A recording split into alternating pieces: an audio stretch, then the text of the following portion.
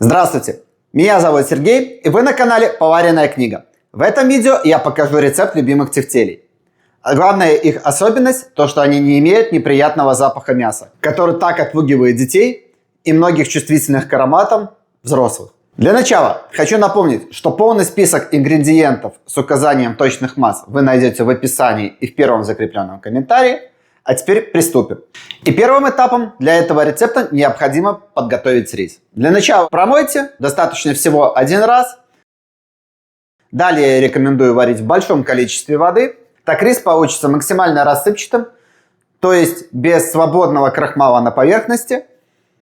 В конце мы его сливаем через сито. И если вы хотите побыстрее и не ждать, пока он остынет, можно его вообще промыть холодной водой. Так и рис остынет быстрее, и весь лишний крахмал точно с него смоется. А если со вчерашнего дня у вас осталась плошка пресного риса, то она сюда прекрасно подойдет. На вкусе это никак не отразится, а так вы сэкономите время и продукты. А далее я подготовлю специи. Я буду использовать ступку. В принципе, можно обойтись и без нее, но о каждой специи я буду в ее время рассказывать более подробно. Основную массу специй у меня составляют прованские травы. Из себя они по-любому представляют какие-то палочки, веточки, листочки высушенные. Они довольно жесткие. Они в процессе приготовления не становятся мягкими. И вот именно от этого я хочу избавиться. И если вы не хотите измельчать специи самостоятельно, непосредственно в этом моменте придется уступить, потому что они продаются только в виде палочек, веточек и листиков. Либо же можно использовать свежие травы. В таком случае розмарин и тимьян свяжите в пучок и положите в соус.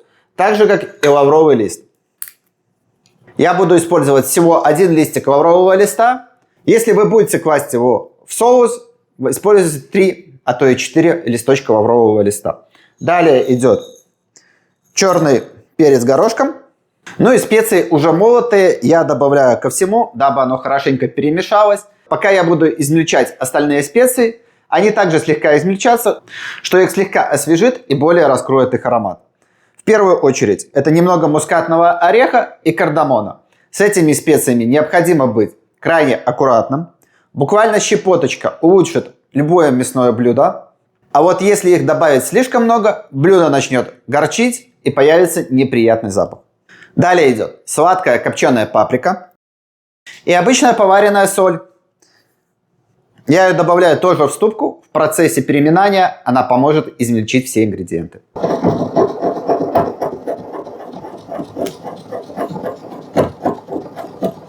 Самое сложное в этом рецепте уже позади. Осталось лишь смешать все ингредиенты и слепить непосредственно тефтельки.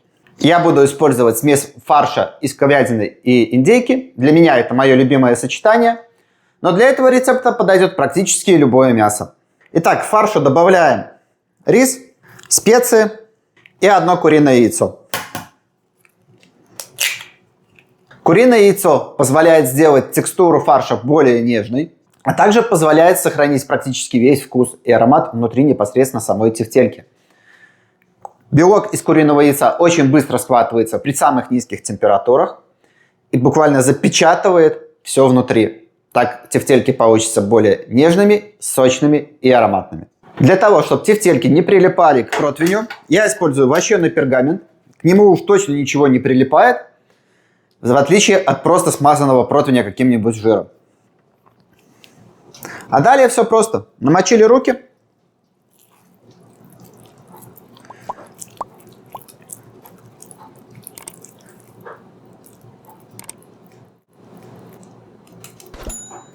Взяли немного фарша и слепили тефтельку, выложили на противень. Продолжаем, пока весь фарш не закончится. А теперь одна из главных частей любых тефтелей. Непосредственно соус. Все специи, всю соль я положу в фарш. Они уже внутри. Основой соуса у меня выступает молоко. Непосредственно содержащийся в молоке казеин и связывает жирные молекулы в мясе, которые обычно в процессе приготовления, слегка подгорания, выделяют тот неприятный мясной запах, который так не нравится детям и многим чувствительным людям. И в само молоко я добавлять никаких специй, ни соли не буду. Я добавлю только в молоко картофельный крахмал. Он сделает молоко более вязким, что позволит ему в процессе приготовления и выпаривания лишней влаги задержаться на тефтельках и сохранить всю влагу внутри. а вытапливаемый жирок из самих тефтелей вместе со специями, с солью сделает соус вкусным и ароматным. По количеству молока здесь работает единственное правило. Чем больше свободная площадь посуды, тем больше у вас выпарится жидкости, тем больше вам необходимо налить изначально этой жидкости в противень. В идеальном случае тефтельки должны быть покрыты жидкостью на 2/3. И финальный штрих. На каждую тефтельку выкладываем понемногу сыра, либо кусочек сыра.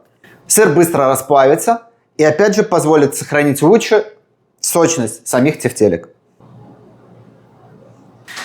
И отправляем тефтельки в духовку при 200 градусах на 30-40 минут. Ориентируемся по румяной золотистой сырной корочке.